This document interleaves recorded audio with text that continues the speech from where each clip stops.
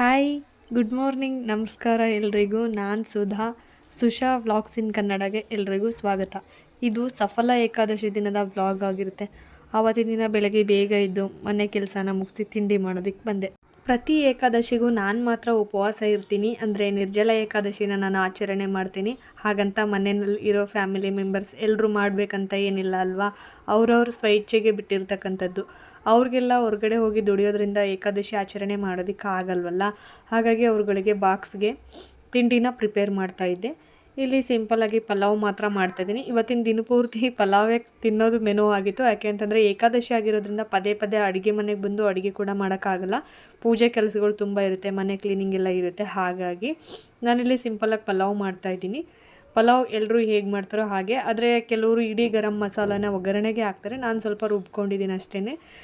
ಈರುಳ್ಳಿ, ಬೆಳ್ಳುಳ್ಳಿ, ಶುಂಠಿ, ಹಸಿರು ಮೆಣಸಿನ್ಕಾಯಿ, ಕೊತ್ತಂಬರಿ ಸೊಪ್ಪು, ಟೊಮೆಟೊನ ರುಬ್ಕೊಂಡಿದ್ದೀನಿ. ಈರುಳ್ಳಿ ಮತ್ತು ಟೊಮೆಟೊನ ಒಗ್ಗರಣೆ ಕೂಡ ಬಳಸಿದ್ದೀನಿ. ನಾನಿಲ್ಲಿ ತುಪ್ಪದ ಬದಲಾಗಿ ಎಣ್ಣೆನಲ್ಲೇ ಒಗ್ಗರಣೆ ಕೊಟ್ಟಿದ್ದೀನಿ. ಪಲಾವ್ ಎಲೆನ ಹಾಕ್ಬಿಟ್ಟು ಸ್ವಲ್ಪ ಸೋಂಪು ಕಾಳನ್ನ ಸಿಡಿಸ್ಬಿಟ್ಟು ಒಗ್ಗರಣೆಗೆ ಹಾಕಿದ್ದೀನಿ. ಎಲ್ಲ ತರಕಾರಿಗಳನ್ನೂ ಸಹ ಎಣ್ಣೆನಲ್ಲೇ ಬೇಯಿಸ್ಕೊಂಡು ಅದಾದಮೇಲೆ ರುಬ್ಬಿಟ್ಟಿರ್ತಕ್ಕಂಥ ಮಸಾಲೆನೂ ಕೂಡ ಅದಕ್ಕೆ ಹಾಕ್ಕೊಂಡು ಚೆನ್ನಾಗಿ ಹುರಿದ್ಬಿಟ್ಟು ಸ್ವಲ್ಪ ನೀರನ್ನ ಸೇರಿಸ್ಕೊಳ್ತಾ ಇದ್ದೀನಿ. ಇಲ್ಲಿ ತರಕಾರಿ ಬೇಯೋದಕ್ಕೆ ಎಷ್ಟು ಬೇಕೋ ಅಷ್ಟನ್ನು ಮಾತ್ರ ಉಪ್ಪು ಹಾಕ್ಕೊಂಡಿದ್ದೀನಿ. ಸ್ವಲ್ಪ ತರಕಾರಿ ಬೆಂದಾದಮೇಲೆ ಇದಕ್ಕೆ ನೆನೆಸಿಟ್ಟಿರ್ತಕ್ಕಂಥ ಅಕ್ಕಿನ ಹಾಕ್ಬಿಟ್ಟು, ಅಕ್ಕಿ 2 ಕಪ್ ತೊಗೊಂಡಿದ್ದೆ, 4 ಕಪ್ ನೀರನ್ನು ಹಾಕಿ ಅಕ್ಕಿಗೆ ಬೇಕಾಗೋಷ್ಟು ಉಪ್ಪು, ಅಂದರೆ 2 ಸರಿ ನಾನು ಉಪ್ಪನ್ನು ಹಾಕ್ತೀನಿ. ಆವಾಗಲೇ ತರಕಾರಿ ಬೇಯೋದಕ್ಕೆ ಉಪ್ಪನ್ನು ಹಾಕಿದೆ. ಇವಾಗ ಅಕ್ಕಿ ಅಂದರೆ ಅನ್ನ ಆಗೋದಕ್ಕೆ ಎಷ್ಟು ಉಪ್ಪು ಬೇಕೋ ಅಷ್ಟು ಪ್ರಮಾಣದಲ್ಲಿ ಉಪ್ಪನ್ನು ಹಾಕ್ತಾಯಿದ್ದೀನಿ. ನೀರನ್ನು ಮತ್ತು ಉಪ್ಪನ್ನು ಹಾಕಿ ಲಿಡ್ನ ಕ್ಲೋಸ್ ಮಾಡಿ ಇಲ್ಲಿ ಪಲಾವ್ ಆಗೋದಕ್ಕೆ ನಾನು ಬಿಟ್ಟೆ. ಇವತ್ತಿನ ದಿನ ಪೂರ್ತಿ ಅಡುಗೆ ಕೆಲಸ ಏನಿರೋದಿಲ್ಲ, ಆದರೆ ಮನೆ ಕೆಲಸ ಮಾತ್ರ ತುಂಬಾ ಇತ್ತು. ಹಾಗಾಗಿ ಪಲಾವ್ನೇ ಇವತ್ತಿನ ಒಂದು ಪಾಟ್ ರೆಸಿಪಿ ಅಲ್ವಾ. ಇವತ್ತಿನ ದಿನ ಪೂರ್ತಿ ಇದೇನೆ. ಮತ್ತು ಮಕ್ಕಳಿಗೆ ಏನಾದರೂ ಸ್ನ್ಯಾಕ್ಸು, ಹಣ್ಣು ಅದೆಲ್ಲ ಇದ್ದೇ ಇರುತ್ತಲ್ವ. ಹಾಗಾಗಿ ಮನೆಯಲ್ಲಿ ಯಜಮಾನರು ಹೊರಗಡೆ ಕೆಲ್ಸಕ್ಕೆ ಹೋಗ್ತಾರೆ. ನನಗೆ ಅವ್ರದ್ದು ಅಷ್ಟಾಗಿ ಕೆಲಸ ಇರೋದಿಲ್ಲ. ಇದೇ ಆಗಲಿ ಅಂತೇಳಿ ಮಗನಿಗೆ ಬಾಕ್ಸಿಗೆ ಮತ್ತು ಹಸ್ಬೆಂಡಿಗೆ ಕೂಡ ಅದನ್ನೇ ಬಾಕ್ಸಿಗೆ ಹಾಕಿ ಅವರು ಕೂಡ ತಿನ್ಕೊಂಡು ಆಫೀಸಿಗೆ ಹೋದರು. ಸೋಮವಾರ ದಿನ ಏಕಾದಶಿ, ಆದರೆ ಭಾನುವಾರ ದಿನ ಸಂತೆ ಮಾಡ್ಕೊಂಡು ಬಂದಿದ್ದರು. ಇಷ್ಟೊಂದು ಸೊಪ್ಪುಗಳನ್ನೆಲ್ಲ ತೊಗೊಂಡು ಬಂದಿದ್ರು. ಇದನ್ನೆಲ್ಲ ಬಿಡಿಸಿ ಎತ್ತಿಕ್ಬೇಕಿತ್ತು. ಇಲ್ಲ ಹಾಗೆ ಇಟ್ಬಿಟ್ರೆ ಕೊಳ್ತೋಗುತ್ತೆ. ಫ್ರಿಜ್ಜಲ್ಲಿ ಕೂಡ ಇದು ಹೇಗೆ ತಂದಿದ್ದಾರೆ ಹಾಗೇ ಸ್ಟೋರ್ ಮಾಡಿ ಇಡೋದಕ್ಕಾಗೋದಿಲ್ಲ. ಹಾಗಾಗಿ ನಾನು ಯಾವಾಗಲೂ ನೀಟಾಗಿ ಬಿಡಿಸ್ಬಿಟ್ಟು ಕಟ್ಟಿ ಇಡ್ತೀನಿ, ಇಲ್ಲ ಬಾಕ್ಸಿಗೆ ಹಾಕ್ಬಿಟ್ಟು ಇಡ್ತೀನಿ. ಇದು 25 ರುಪೀಸಿಗೆ ಒಂದು ಕಟ್ಟು ಸೊಪ್ಪು ಸಿಗುತ್ತೆ ನಮಗೆ. ಸಂತೆನಲ್ಲಾದ್ರೂ ಕಡಿಮೆ, ಅದೇ 25 ರುಪೀಸೇ ನಮಗೆ ಕಡಿಮೆ. ಕೊತ್ತಂಬರಿ ಸೊಪ್ಪು, ಮೆಂತ್ಯ ಸೊಪ್ಪು ಮತ್ತು ಪಾಲಕ್ ಮತ್ತು ಅರಿವೆನೋ ದೊಂಟಿನ ಸೊಪ್ಪು ಇರಬೇಕದು ತೊಗೊಂಡು ಬಂದಿದ್ದರು. ನೋಡಿ, ಸೊಪ್ಪುಗಳ ಹೆಸರು ಕೂಡ ಕನ್ಫ್ಯೂಸ್ ಆಗ್ತಿದೆ ನನಗೆ, ವಿಡಿಯೋ ಲೇಟಾಗಿ ಬರ್ತಿರೋದಕ್ಕೆ. ಬಿಡಿಸ್ತಾ ಇದ್ದೆ ನಾನು. ಈ ಮಧ್ಯೆ ನನ್ನ ಮಗಳು ಬಂದು ಸೊಪ್ಪನ್ನು ಟೇಸ್ಟ್ ಮಾಡ್ತಾಯಿದ್ಲು. ಅದು ಹುಳಿ ಹುಳಿಯಾಗಿತ್ತು ಅನಿಸುತ್ತೆ. ನೋಡಿ ಅವಳದು ರಿಯಾಕ್ಷನ್ ಹೇಗಿದೆ ಅಂತ. ಆದ್ರೂ ಬಿಡ್ತಾಯಿಲ್ಲ ನನ್ನ ಮಗಳು, ಇಂಟ್ರೆಸ್ಟಿಂದ ತಿಂತಾಳೆ ಸೊಪ್ಪನ್ನು. ಇದಂತಲ್ಲ, ಹಸಿ ತರಕಾರಿಗಳ್ನೂ ಸಹ ತುಂಬ ಚೆನ್ನಾಗಿ ತಿಂತಾರೆ ನನ್ನ ಮಕ್ಕಳು. ತರಕಾರಿ ತಿನ್ನೋದ್ರಲ್ಲಿ ಮಾತ್ರ ನನಗೆ ಯಾವುದೇ ತಲೆನೋವಿಲ್ಲ. ಏನೇ ತರಕಾರಿ ಹಾಕಿ ಮಾಡಿದ್ರು, ಏನೇ ಸೊಪ್ಪು ಹಾಕಿ ಮಾಡಿದ್ರು ಅವರು ಖಾರ ಆದರೆ ಹಸಿರು ಮೆಣಸಿನ್ಕಾಯಿ ಒಂದು ಎತ್ತಿಡ್ತಾರೆ ಬಿಟ್ಟರೆ ಯಾವುದೇ ತರಕಾರಿ ಆಗಲಿ ಯಾವುದೇ ಸೊಪ್ಪನ್ನಾಗಲಿ ಎತ್ತಿಡಲ್ಲ. ತುಂಬ ಅಂದರೆ ತುಂಬ ಖುಷಿ ಇದೆ. ಕೆಲವು ಅಮ್ಮಂದರಿಗೆ ತರಕಾರಿಗಳನ್ನ ಮಕ್ಕಳು ಎತ್ತಿಡೋದ್ರಿಂದ ಅವ್ರಿಗೆ ಯಾವ ರೀತಿ ಅಡುಗೆ ಮಾಡಿ ಬಡಿಸ್ಬೇಕನ್ನೋದೇ ಒಂದು ದೊಡ್ಡ ಟಾಸ್ಕ್ ಆಗಿರುತ್ತೆ. ನನಗೆ ಮಾತ್ರ ಆ ಥರ ತಲೆನೋವಿಲ್ಲ. ಮಕ್ಕಳು ತರಕಾರಿ ಆಗಲಿ ಸೊಪ್ಪನ್ನಾಗಲಿ ಚೆನ್ನಾಗಿ ತಿಂತಾರೆ. 25 ರೂಪಾಯಿ ಕೊಟ್ಟು ಒಂದೊಂದು ಕಟ್ ಸೊಪ್ಪನ್ನು ತಂದ್ವಿ. ನೋಡಿ ಕಸ ಎಷ್ಟು ಬಂದಿದೆ ಅಂತ. ನಾನು ಸೊಪ್ಪನ್ನು ಸೋಸೋದ್ರಲ್ಲಿ ತುಂಬ ಹೈಜೀನು, ಓ ಸಿ ಡಿ ಅಂತ ಕರಿತಿರ್ತಾರೆ. ಯಾಕೆ ಅಂತ ಅಂದರೆ ನಾನು ತುಂಬ ನೋಡಿ ಅದರಲ್ಲಿ ಕೂದಲು ಕೂಡ ಎಷ್ಟೋ ಸಾರಿ ಬಂದಿರುತ್ತೆ. ಇವಾಗ ಆಫೀಸಲ್ಲಿ ಎಲ್ಲರೂ ಊಟ ಮಾಡ್ತಿರ್ತಾರೆ, ಮಕ್ಕಳು ಊಟ ಮಾಡ್ತಿರ್ತಾರಲ್ವ. ಹಾಗಾಗಿ ಕೂದಲು ಬಂದರೆ ಅಷ್ಟು ಸರಿ ಅನಿಸಲ್ಲ ಅಂತೇಳಿ ನೋಡಿ ಕ್ಲೀನ್ ಮಾಡ್ತಿರ್ತೀನಿ. ಇನ್ನು ಇದು ಸಂಜೆ ಹೊತ್ತಿಗೆ ನಾನು ಪೂಜೆನ ಶುರು ಮಾಡಿದೆ. ಅಷ್ಟು ಬಟ್ಟೆಗಳೆಲ್ಲ ಇತ್ತು, 1-2 ಬಕೆಟ್ ಅಷ್ಟು ಬಟ್ಟೆ ಎಲ್ಲ ತೊಳೆದಾಕಿ ಮನೆ ಕಸ ಗುಡಿಸಿ ನೆಲ ಒರೆಸಿ ಸ್ನಾನನ ಮುಗಿಸ್ಬಂದು ಸಂಜೆ ನಾನು ಪೂಜೆ ಮಾಡ್ತಾ ಇರೋದು ಇಲ್ಲಿ.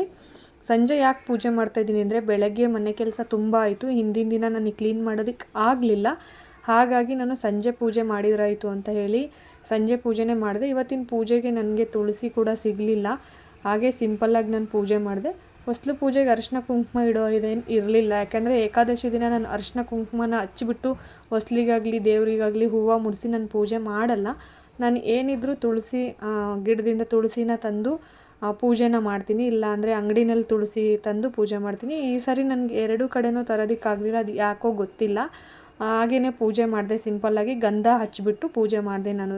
ಹೊಸ್ಲಿಗಾಗಲಿ ಸಿಂಪಲ್ಲಾಗಿ ಒಂದೊಂದು ರಂಗೋಲಿ ಬಿಟ್ಟೆ. ರಂಗೋಲಿ ಯಾಕೆ ಹಾಕಿದೆ ಅಂದರೆ ಮತ್ತು ಶಂಖ ಚಕ್ರ ಎಲ್ಲ ಹಾಕ್ತೀವಲ್ವ ಅವತ್ತಿನ ದಿನ, ಹಾಗಾಗಿ ರಂಗೋಲಿ ಹಾಕಲೇಬೇಕಿತ್ತು, ಹಾಗಾಗಿ ಹಾಕಿದೆ. ಇನ್ನು ಇಲ್ಲಿ ಸಂಜೆ ಹೊತ್ತಿಗೆ ನಾನು ಅಗ್ನಿಹೋತ್ರನ ಮಾಡ್ತಾಯಿದ್ದೀನಿ. ಅಗ್ನಿಹೋತ್ರನ ನಾನು 2 ವರ್ಷ 2.5 ವರ್ಷದಿಂದ ಮಾಡ್ತಾ ಬಂದಿದ್ದೀನಿ. ತುಂಬ ಅಂದರೆ ತುಂಬಾ ಒಳ್ಳೆಯದಾಗಿದೆ ನಮಗೆ. ಹಾಗಾಗಿ ನಾನು ಇದನ್ನು ಮಾಡ್ತಾ ಬಂದಿದ್ದೀನಿ.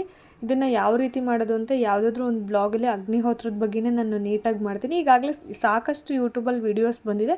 ಬಟ್ ನಾನು ಯಾವ ರೀತಿ ಮಾಡಿದೆ, ನಾನು ಯಾರಿಂದ ಇದನ್ನು ಇನ್ಸ್ಪೈರ್ ಆಗಿ ಮಾಡ್ತಾಯಿದ್ದೀನಿ, ನನಗೆ ನನ್ನ ಗೆಳತಿ ಯಾವ ರೀತಿ ಇದನ್ನು ಹೇಳ್ಕೊಟ್ಲು ಅನ್ನೋದನ್ನು ನಾನು ಮುಂದಿನ ಬ್ಲಾಗಲ್ಲಿ ಯಾವತ್ತಾದರೂ ಶೇರ್ ಮಾಡ್ತೀನಿ ಫ್ರೆಂಡ್ಸ್.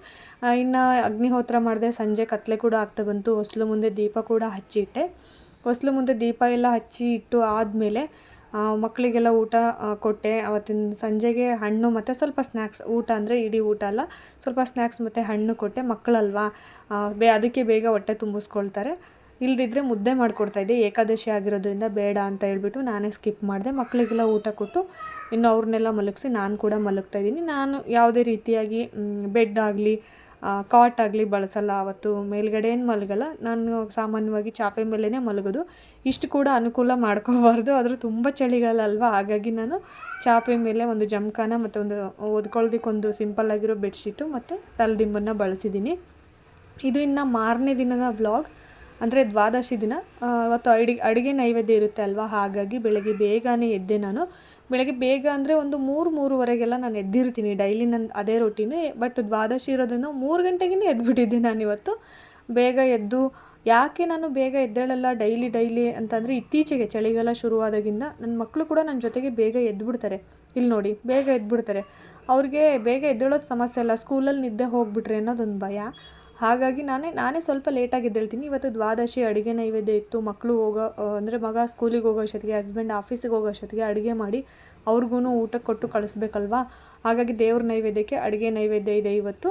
ಬೇಗ ಎದ್ದೇಳ್ಬೇಕಂತೇಳಿ ಬೇಗ ಎದ್ದು ಕಸ ಗುಡಿಸ್ಕೊಂಡು ಬಂದೆ. ನೆಲ ಕೂಡ ಒರೆಸೋಣ ಅಂತ ಹೇಳ್ಬಿಟ್ಟು ಇಲ್ಲಿ ಫಸ್ಟು ಅಡುಗೆ ಮನೆ ಕೌಂಟರ್ ಟಾಪು ಮತ್ತು ಸ್ಟೋವ್ ಕ್ಲೀನ್ ಮಾಡ್ಕೊಳ್ಳೋಣ ಅಂತ ಮಾಡ್ಕೊಳ್ತಾ ಇದ್ದೀನಿ ಫ್ರೆಂಡ್ಸ್. ಹಿಂದಿನ ದಿವಸ ಎಲ್ಲ ಕ್ಲೀನ್ ಮಾಡಿ ಇಟ್ಟಿದ್ದೆ. ಬಟ್ ಅದು ಯಾಕೋ ಇವತ್ತಿನ ದಿನ ಮತ್ತೆ ಅಡುಗೆ ಮಾಡೋದಲ್ವಾ, ಕ್ಲೀನ್ ಮಾಡ್ಕೊಳ್ಳೋಣ ಅಂತ ಅನ್ನಿಸ್ತು. ಅದೇನೋ ಮನಸ್ಸು ಬರಲ್ಲ ನೋಡಿ, ಹಿಂದಿನ ದಿನ ಕ್ಲೀನ್ ಮಾಡಿಟ್ರು. ಮತ್ತು ಅಡುಗೆ ನೈವೇದ್ಯ, ದೇವರಿಗೆ ನೈವೇದ್ಯ ಇರೋದ್ರಿಂದ ಮತ್ತೆ ಸ್ಟವ್ ಎಲ್ಲ ಕ್ಲೀನ್ ಮಾಡ್ಕೊಳ್ಳೋಣ ಅಂತ ಅನಿಸಿ ಸ್ಟವ್ ಎಲ್ಲ ಕ್ಲೀನ್ ಮಾಡ್ಕೊಳ್ತಾ ಇದ್ದೀನಿ. ಕಿಚನ್ ಕೌಂಟರ್ ಟಾಪ್ ಕೂಡ ನಾನೆಲ್ಲ ಕ್ಲೀನ್ ಮಾಡ್ಕೊಂಡೆ. ಕ್ಲೀನ್ ಮಾಡಿದ ಆದಮೇಲೆ ನಾನು ಸ್ನಾನಕ್ಕೆ ಹೋದೆ ಫ್ರೆಂಡ್ಸ್. ನೆಲ ಎಲ್ಲ ಒರೆಸಿದ್ದೆ ಅಲ್ವಾ, ನೆಲ ಒರೆಸಿ ಆದಮೇಲೆ ನಾನು ಸ್ನಾನಕ್ಕೆ ಹೋದೆ. ಸ್ನಾನನ ಮುಗಿಸ್ಬಂದು ಹೊಸ್ಲು ಪೂಜೆ ಮಾಡ್ಕೊಳ್ತಾ ಇದ್ದೀನಿ. ಆವತ್ತಿನ ದಿನ ಮಂಗಳವಾರ ಇರೋದ್ರಿಂದ ಹೊಸ್ಲಿಗೆ ನಾನು ಮಂಗಳವಾರ, ಶುಕ್ರವಾರ, ಅಮಾವಾಸ್ಯೆ, ಪೌರ್ಣಮಿಗೆ ಈ ರೀತಿ ಅರಿಶಿನ ಬಳಿದ್ಬಿಟ್ಟು ಪೂಜೆ ಮಾಡ್ತೀನಿ. ಕೆಲವರು ಅರಿಶಿನಕ್ಕೆ ರೋಸ್ ವಾಟರ್ನ ಮಿಕ್ಸ್ ಮಾಡಿ ಹಾಗೆ ಬಳಿತಾರೆ, ಕೆಲವರು ನೀರನ್ನು ಹಾಕ್ತಾರೆ, ಕೆಲವರು ಡೈರೆಕ್ಟಾಗಿ ಹೊಸ್ಲು ಮೇಲೆ ಅರಿಶಿನ ಹಾಕಿ ನೀರನ್ನು ಹಾಕಿ ಬಳಿತಾರೆ. ನಾನು ಒಂದು ಬೌಲ್ಗೆ ಅರಿಶಿನ ತೊಗೊಳ್ತೀನಿ, ಅದರಲ್ಲಿ ಸ್ವಲ್ಪ ಭೀಮ್ಸ್ ಎಣ್ಣೆ ಅಥವಾ ಪಚ್ಚೆ ಕರ್ಪೂರನ ಸ್ವಲ್ಪ ಹಾಕ್ಕೊಳ್ತೀನಿ ಫ್ರೆಂಡ್ಸ್. ರೋಸ್ ವಾಟ್ರನ್ನ ಹಾಕಿ ಇಲ್ಲ ನಾರ್ಮಲ್ ವಾಟ್ರನ್ನ ಹಾಕಿ ಮಿಕ್ಸ್ ಮಾಡ್ತೀನಿ. ಅದು ಚೆನ್ನಾಗಿರುತ್ತೆ ಸ್ಮೆಲ್ಲು. ಆಗ ಅದನ್ನೇ ಅರಿಶಿನ ನಾನು ಹೊಸ್ಲಿಗೆ ಬಳಿಯೋದು. ಇದಾದಮೇಲೆ ಅವತ್ತಿನ ದಿನ ಅರಿಶಿನ ಕುಂಕುಮ ಇಟ್ಟೆ. ಹೊಸ್ಲಿಗೆ ಅರಿಶಿನ ಕುಂಕುಮ ಇಟ್ಟು ಚೆನ್ನಾಗಿ ರಂಗೋಲಿ ಎಲ್ಲ ಬರೆದೆ. 24 ಗೆರೆಗಳು ಬರ್ತಕ್ಕಂಥ ರಂಗೋಲಿನ ಹಾಕ್ತೀನಿ. ಅಂದರೆ ಈ ಕಡೆಗೆ 12, ಆ ಕಡೆಗೆ 12 ಎಳೆಗಳನ್ನ ಹಾಕಿ, ಎರಡೂ ಕಡೆ ಒಂದೊಂದು ಸ್ವಸ್ತಿಕನ ಹಾಕಿ, ಎರಡೂ ಕಡೆನೂ ಶಂಖಚಕ್ರನ ಹಾಕಿ, ಮಧ್ಯದಲ್ಲಿ ಶ್ರೀ ಅಂತ ಬರೆದ್ಬಿಟ್ಟು ಆ ಎಲ್ಲ ಸ್ವಸ್ತಿಕಗಳಿಗೆ ಮತ್ತು ಶಂಖಚಕ್ರಕ್ಕೆ ಮತ್ತು ಶ್ರೀ ಅಂತ ಬರೆದಿರ್ತೀನಲ್ಲ ಮಧ್ಯದಲ್ಲಿ, ಅಲ್ಲಿ ಎಲ್ಲ ಕಡೆನೂ ಅರಿಶಿನ ಕುಂಕುಮನ ಇಟ್ಟು ಹೂವನ್ನು ಇಟ್ಟು ಪೂಜೆ ಮಾಡ್ತೀನಿ ಫ್ರೆಂಡ್ಸ್ ನಾನು. ಇವಾಗ ಹೊಸ್ಲು ಮುಂದೆ ಎಲ್ಲ ರಂಗೋಲಿ ಆಯಿತು, ಹೊಸ್ಲು ಅಲಂಕಾರ ಕೂಡ ಆಯಿತು. ಮನೆ ಮುಂದೆ ಸ್ವಲ್ಪ ಜಾಗ ಇದೆ ಅಲ್ವಾ, ಅಲ್ಲೂ ಏನಾದರೂ ಅಲಂಕಾರ ಮಾಡಬೇಕಲ್ವ. ರಂಗೋಲಿ ಅಂದರೆ ನನಗೆ ವಿಪರೀತ ಹುಚ್ಚು. ಯಾವ ಥರದ್ರಲ್ಲಾದರೂ ಆಗಲಿ ನಾನು ರಂಗೋಲಿ ಪ್ರಯತ್ನ ಮಾಡ್ತಾನೆ ಇರ್ತೀನಿ. ಅವಾಗೆಲ್ಲ ಅಕ್ಕಿ ಹಿಟ್ಟಲ್ಲಿ ಹಾಕ್ತಿದ್ದೆ ಫ್ರೆಂಡ್ಸ್. ಇವಾಗ ಏನಾಗ್ತಿದೆ, ಅಕ್ಕಿ ಹಿಟ್ಟಲ್ಲಿ ಹಾಕಿರೋದ್ರಿಂದ ನಮ್ಮ ಮನೆಯಲ್ಲಿ ಬೆಕ್ಕಿಂದು ಒಂದು ಕಾಟ ಆಗ್ತಿದೆ. ಯಾಕೆ ಅಂತ ಗೊತ್ತಿಲ್ಲ ಫ್ರೆಂಡ್ಸ್. ಒಂದಷ್ಟು ಬೆಕ್ಕು ಮತ್ತು ಒಂದು ನಾಯಿ ಮರಿ ಇದೆ, ಅದು ಬಂದು ರಂಗೋಲಿ ಮೇಲೆಲ್ಲ ಉಲ್ಡಾಡ್ಕೊಂಡು ಹೋಗ್ಬಿಡುತ್ತೆ. ಪ್ರತಿದಿನ ನೋಡ್ತಾನೆ ಇರ್ತೀನಿ, ಅಕ್ಕಿ ಹಿಟ್ಟು ಹಾಕಿದಾಗೆಲ್ಲ ಅದು ಉಲ್ಡಾಡ್ಕೊಂಡು ಹೋಗ್ತಿರುತ್ತೆ. ಪಾಪ ನಾಯಿ ಮರಿಗೆ ಹೊಟ್ಟೆ ಹಶ್ವಾಗಿರುತ್ತೋ ಏನೋ ಗೊತ್ತಿಲ್ಲ ಫ್ರೆಂಡ್ಸ್. ಅದು ಬಂದು ರಂಗೋಲಿನ ನೆಕ್ಕೊಂಡು ತಿಂತಿರುತ್ತೆ ಪಾಪ. ಅದು ಅಲ್ಲದೆ ಊಟ ಹಾಕ್ಬೋದು ಫ್ರೆಂಡ್ಸ್, ಊಟ ಕೆಳಗಡೆ ಹೋಗಿ ಹಾಕ್ಬರ್ತೀವಿ. ಅದನ್ನೇನಾದರೂ ಓನರ್ ನೋಡಿದ್ರೆ ಇಲ್ಲಿಗೆ ಅಭ್ಯಾಸ ಆಗಿಬಿಡುತ್ತೆ, ಅಭ್ಯಾಸ ಮಾಡ್ಕೋಬೇಡಿ ಅಂತ ಎಲ್ಲ ವಾರ್ನ್ ಮಾಡ್ತಾರೆ. ಹಾಗಾಗಿ ಸ್ವಲ್ಪ ಕಷ್ಟ ಇದೆ ಫ್ರೆಂಡ್ಸ್. ನಾನು ರಂಗೋಲಿ ಹಿಟ್ಟಿಂದ ರಂಗೋಲಿನ ಬರಿತೀನಿ. ಅಲ್ಲಿಗೂ ಕೂಡ ಯಾವುದಾದ್ರೂ ಒಂದು ರೀತಿ ರಂಗೋಲಿ ಅಲಂಕಾರ ಮಾಡೋಣ ಅಂತೇಳಿ ರಂಗೋಲಿನ ಹಾಕ್ಬಿಟ್ಟು ಇವತ್ತು ಕೂಡ ಹೊಸ್ಲು ಮುಂದೆ ದೀಪನ ಅಂಟಿಸಿಟ್ಟೆ ಫ್ರೆಂಡ್ಸ್. ಇನ್ನು ಇಲ್ಲಿ ದೇವ್ರಿಗೆ ನೆನ್ನೆ ತುಳಸಿನೂ ಮುಡಿಸಿಲ್ಲ, ಅಂದರೆ ಹೂವು ಕೂಡ ಮುಡಿಸೋದಕ್ಕಾಗಲ್ಲ. ಇವತ್ತಿನ ದಿನ ಸ್ವಲ್ಪ ಚೆನ್ನಾಗಿ ಹೂವೆಲ್ಲ ಹಾಕಿ ಪೂಜೆ ಮಾಡೋಣ ಅಂತೇಳಿ ಹೂವನ್ನು ಕಟ್ಕೊಂಡೆ. ಈ ಧನುರ್ಮಾಸ ಶ್ರಾವಣ ಮಾಸ ಬಂತು ಅಂತ ಅಂದರೆ ಕಾರ್ತಿಕ್ ಮಾಸದಲ್ಲಿ ಸುಮಾರಷ್ಟು ಹೂಗಳು ರೇಟ್ ಆಗಿರುತ್ತೆ. ಆದ್ರೂ ನಮಗೆ ಬಿಡೋದಕ್ಕೆ ಆಗಲ್ಲ ಫ್ರೆಂಡ್ಸ್. ಹೇಗೋ ನಮ್ಮ ಕೈಲಾದಷ್ಟು ಹೂವು ತೊಗೊಂಡು ಬಂದು ದೇವ್ರಿಗೆ ಹಾಕಿ ಪೂಜೆ ಮಾಡೋದ್ರಲ್ಲಿ ಒಂಥರ ಖುಷಿ ಇದೆ. ಇನ್ನು ಹೊಸ್ಲಿಗೆಲ್ಲ ಹೂವು ಇಟ್ಟು ದೇವ್ರಿಗೆಲ್ಲ ಹೂವು ಇಟ್ಟು ಗಂಧದ ಕಡ್ಡಿ ಬೆಳಗ್ತಾ ಇದ್ದೀನಿ. ಸೂರ್ಯ ದೇವನಿಗೂ ಪೂಜೆ ಮಾಡ್ತೀನಿ. ಡೈಲಿ ಸೂರ್ಯನಿಗೆ ಅರ್ಘ್ಯ ಕೊಡೋರು ಕೊಟ್ಟು ಪೂಜೆ ಮಾಡ್ತಾರೆ ಫ್ರೆಂಡ್ಸ್. ನಾನು ಹಾಗೇ ನೀರನ್ನು ಚಿಮುಕಿಸ್ತೀನಿ. ಅರ್ಘ್ಯ ಕೊಡಬೇಕು ಅಂತಂದರೆ ನೀರು ಕೆಳಗಿನ ಮನೆಗೆ ಹೋಗ್ಬಿಡುತ್ತೆ ಫ್ರೆಂಡ್ಸ್, ಅದೂ ಕಂಪ್ಲೇಂಟ್ ಆಗುತ್ತೆ. ಹಾಗಾಗಿ ಅಷ್ಟೇ. ಇನ್ನು ಮನೆ ಹತ್ರ ದೇವಸ್ಥಾನಗಳಿದೆ, ಆಚೆ ಕಡೆನೂ ಒಂದು ಸ್ವಲ್ಪ ತಿರುಗಿಬಿಟ್ಟು ಗಂಧದ ಕಡ್ಡಿನ ಬೆಳಿಗ್ಗೆ ಹೊರಗಡೆ ಗಂಧದ ಕಡ್ಡಿನ ಅಂಟಿಸಿ ಇನ್ನು ಅಡುಗೆ ಮನೆಗೆ ಬಂದೆ ಫ್ರೆಂಡ್ಸ್. ಪೂಜೆ ಕೆಲಸ ಆಯ್ತಲ್ವ, ಇನ್ನು ಅಡುಗೆ ಕೆಲಸ ಎಲ್ಲ ಕೆಲಸ ಹೊರಗಿನ ಮುಗಿಸ್ಕೊಂಡ್ಬಿಟ್ರೆ ಹೆಣ್ಮಕ್ಳಿಗೆ ಟೆನ್ಷನ್ ಇರೋಲ್ಲ. ಈ 2 ಬರ್ನರ್ ಇರೋ ಒಲೆ ಬಳಸೋದಕ್ಕಿಂತ ಈ ಟೈಮ್ಗಳಲ್ಲಿ 4 ಬರ್ನರ್ ಇದ್ದರೂ ಸಾಲದು ಅಂತ ಅನ್ನಿಸ್ತಿರುತ್ತೆ ಫ್ರೆಂಡ್ಸ್. ಯಾಕೆ ಅಂತ ಅಂದರೆ ಇಲ್ಲಿ ರೆಡಿ ಆಗಿರುತ್ತೆ, ಅಲ್ಲಿ ಒಲೆ ಮೇಲೆ ಅಡುಗೆ ಆಗಿರಲ್ಲ. ಇಲ್ಲೆಲ್ಲ ರೆಡಿ ಮಾಡ್ಕೊಂಡಿರ್ತೀವಿ, ಅಲ್ಲಿ ಆಗಲ್ಲ. ಆದ್ರೂ ಇದು 2 ಒಲೆನಲ್ಲೇ ರೆಡಿ ಮಾಡ್ಕೊಂಡೆ ಫ್ರೆಂಡ್ಸ್. ಇವತ್ತಿನ ಮೆನು ಫ್ರೆಂಡ್ಸ್, ಹೆಸರುಬೇಳೆ ಪಾಯಸ, ಸೊಪ್ಪಿನ ಸಾಂಬಾರು, ಅನ್ನ, ಚಟ್ನಿ ಮತ್ತು ಸ್ವಲ್ಪ ಮಿರ್ಚಿ ಬಜ್ಜಿ ಮಾಡ್ತಿದ್ದೀನಿ, ಕೋಸಂಬರಿ ಮತ್ತು ಸ್ವಲ್ಪ ತರಕಾರಿ ಸಲಾಡ್ ಮಾಡ್ತಾಯಿದ್ದೀನಿ ಫ್ರೆಂಡ್ಸ್. ಇಷ್ಟೇ ಇವತ್ತಿನ ಮೆನು. ಇಲ್ಲಿ ಹೆಸರುಬೇಳೆ ಪಾಯಸ ಆಯಿತು, ಅದಕ್ಕೆ ಸ್ವಲ್ಪ ಒಣಕೊಬ್ಬರಿನ ತುರಿ ಮಿಕ್ಸ್ ಮಾಡಿದೆ. ಇನ್ನು ತುಪ್ಪದ ಒಗ್ಗರಣೆ ಕೊಟ್ಟಿದ್ದೀನಿ, ಗೋಡಂಬಿ ದ್ರಾಕ್ಷಿನ ಹುರಿದ್ಬಿಟ್ಟು. ಈ ಕಡೆ ಪಾಲಕ್ ಸೊಪ್ಪು, ಈರುಳ್ಳಿ, ಹಸಿರು ಮೆಣಸಿನ್ಕಾಯಿ, ಟೊಮೆಟೊ, ಜೀರಿಗೆ ಮತ್ತು ಸ್ವಲ್ಪ ಬೆಳ್ಳುಳ್ಳಿ, ಪಾಲಕ್ ಸೊಪ್ಪನ್ನು ಹಾಕಿದ್ದೀನಿ ಫ್ರೆಂಡ್ಸ್. ಇವತ್ತು ಬೇರೆ ಯಾವುದೇ ಸೊಪ್ಪು ಬಳಸಿಲ್ಲ ಸೊಪ್ಪಿನ ಸಾಂಬಾರಿಗೆ. ಅದನ್ನು ಕೂಡ ನಾನು ಬೇಯೋದಕ್ಕೆ ಇಟ್ಟಿದ್ದೀನಿ. ಇನ್ನು ಆ ಕಡೆಗೆ ಹಸಿರು ಮೆಣಸಿನ್ಕಾಯಿ ಮತ್ತು ಟೊಮೊಟೊನ ಬೇಯಿಸ್ಕೊಂಡಿದ್ದೆ ನೀರಲ್ಲಿ. ಅದ್ರ ಜೊತೆ ಒಂದು ಬೆಳ್ಳುಳ್ಳಿನ ಮಿಕ್ಸ್ ಮಾಡಿ ಮಿಕ್ಸಿನಲ್ಲಿ ರುಬ್ಕೊಂಡೆ ಫ್ರೆಂಡ್ಸ್. ಅದನ್ನು ಒಗ್ಗರಣೆ ಕೊಟ್ಟಿದ್ದೀನಿ.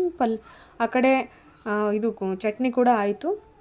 ಇನ್ನು ಈ ಕಡೆ ಸಾಂಬಾರು ಕೂಡ ವಿಸಲ್ ಹೊಡೆದಿತ್ತು ಸೊಪ್ಪು, ಅದನ್ನು ಚೆನ್ನಾಗಿ ಮಸ್ತ್ಬಿಟ್ಟು ಬೆಳ್ಳುಳ್ಳಿ ಒಗ್ಗರಣೆ ಕೊಡ್ತಾಯಿದ್ದೀನಿ ಫ್ರೆಂಡ್ಸ್. ಎಣ್ಣೆ ಒಗ್ಗರಣೆ ನಾನು ಕೊಡೋದು. ಇವತ್ತಿನ ಮೆನು ಈಗಿತ್ತು ಫ್ರೆಂಡ್ಸ್. ದೇವ್ರಿಗೆ ಇದು ನೈವೇದ್ಯನ ರೆಡಿ ಮಾಡ್ತಾಯಿದ್ದೀನಿ. ದೇವ್ರಿಗೆ ಕೂಡ ನೈವೇದ್ಯ ಮಾಡಿದೆ. ದೇವ್ರ ಫೋಟೋ ತೆಗೆಯೋದನ್ನು ನಾನು ಕ್ಲಿಪ್ಪಿಂಗ್ ತೊಗೊಂಡಿಲ್ಲ ಫ್ರೆಂಡ್ಸ್. ಹಾಗೇ ದೇವ್ರ ನೈವೇದ್ಯನ ಮಾಡಿಬಿಟ್ಟು ನಾನು ಅವತ್ತು ಉಪವಾಸ ಬಿಡ್ತಾಯಿದ್ದೀನಿ. ನಾನು ಸಾಮಾನ್ಯವಾಗಿ ನೆಲದ ಉಪ್ಪತ್ತನ್ನೇ ಬಿಡೋದು ಫ್ರೆಂಡ್ಸ್. ಇದು ತುಂಬ ದಿನದಿಂದ ಫಾಲೋ ಮಾಡ್ಕೊಂಡು ಬಂದಿದ್ದೀನಿ. ಏಕಾದಶಿ ಆಗಿ ದ್ವಾದಶಿಗೆ ನಾನು ನೆಲದ ಉಪ್ಪತ್ತನ್ನೇ ಬಿಡೋದು ಫ್ರೆಂಡ್ಸ್. ಇದಿತ್ತು ನನ್ನ ಏಕಾದಶಿ ಮತ್ತು ದ್ವಾದಶಿ ದಿನದ ಬ್ಲಾಗ್. ಓಕೆ ಫ್ರೆಂಡ್ಸ್, ಹೋಗಿ ಬರ್ತೀನಿ. ಬಾಯ್.